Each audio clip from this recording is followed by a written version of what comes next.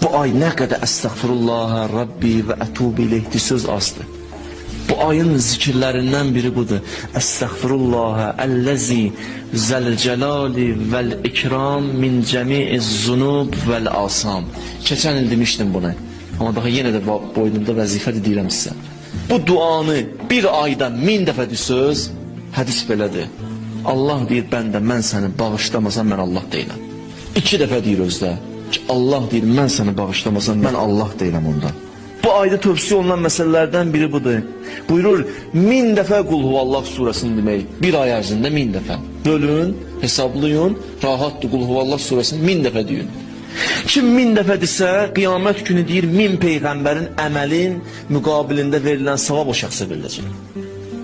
1000 dənə peyğəmbərə Allah nə qədər əcr mükafat veribsə, həmən şəxsə o qədər savab əcr mükafat veriləcək. 1000 mələyə başlanmaq diliyir.